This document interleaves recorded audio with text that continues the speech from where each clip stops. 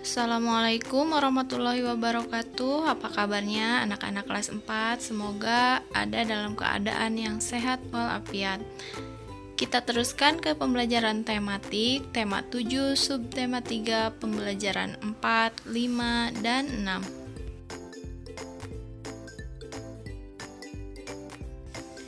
6. Indonesia memiliki banyak pulau, di antaranya Pulau Sumatera, Kalimantan, Sulawesi, Maluku, Papua, Pulau Jawa, Nusa Tenggara, dan Pulau Bali. Keberagaman yang akan kita bahas kali ini adalah senjata tradisional dan alat musik dari berbagai daerah yang ada di Indonesia. Baik anak-anak, kita ke contoh-contoh senjata tradisional. Yang pertama, rencong dari Nangro Aceh Darussalam, karih dari Sumatera Barat, kujang dari Jawa Barat, golok dari DKI Jakarta, keris dari Jawa Tengah, serulit dari Jawa Timur, keris dari Bali, dan mandau dari Kalimantan Barat.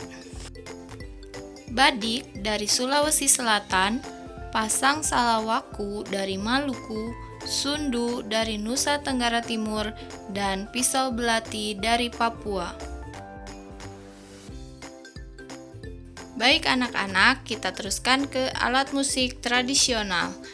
Kendang dari Jawa Timur, kecapi berasal dari Sulawesi Barat, saluang berasal dari Sumatera Barat, cengceng dari Bali, dan alat musik sampe dari Kalimantan Timur.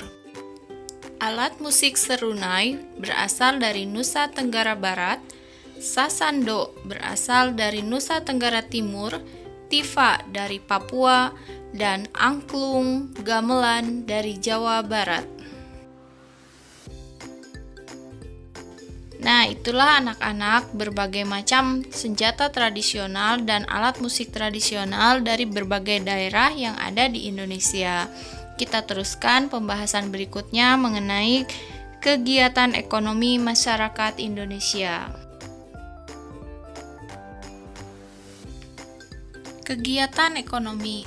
Apa saja yang termasuk ke dalam kegiatan ekonomi? Yang pertama ada produksi, yang orangnya disebut dengan produsen, distribusi disebut distributor, dan konsumsi disebut dengan konsumen.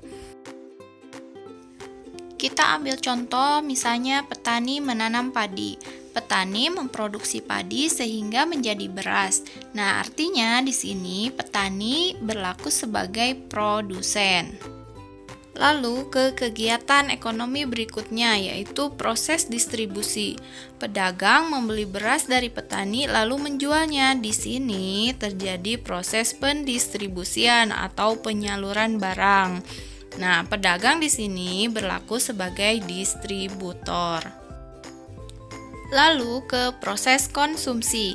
Kita membeli beras lalu memasaknya dan menikmati nasinya bersama lauk pauk yang lainnya. Nah, pembeli di sini disebut atau berlaku sebagai konsumen. Dan masih banyak ya yang lainnya kegiatan ekonomi masyarakat Indonesia, misalnya dalam hal perdagangan, perikanan, peternakan, kerajinan, dan jasa. Baik anak-anak, kita ke pembelajaran yang kelima, melengkapi tabel-tabel yang ada di halaman 88 sampai halaman 89. Tabel yang pertama tentang keberagaman dari berbagai provinsi yang ada di Indonesia. Tabel yang kedua mencari arti dari kata-kata dari Kamus Besar Bahasa Indonesia. Dan tabel yang ketiga mencari sinonim dari kata-kata yang ada di sini. Nanti akan Ibu lampirkan, lalu boleh kalian salin di buku masing-masing dan dilengkapi.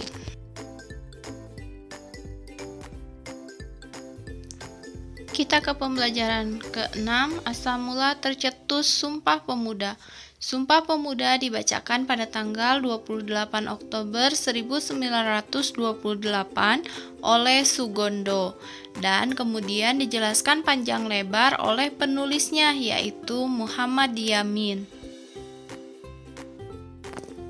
Sumpah Pemuda hasil dari rumusan Kongres Pemuda II Indonesia yang dilaksanakan 3 sesi dan di 3 tempat yang berbeda oleh Organisasi Perhimpunan Pelajar-Pelajar Indonesia yang disingkat PPPI yang beranggotakan pelajar-pelajar dari seluruh wilayah Indonesia.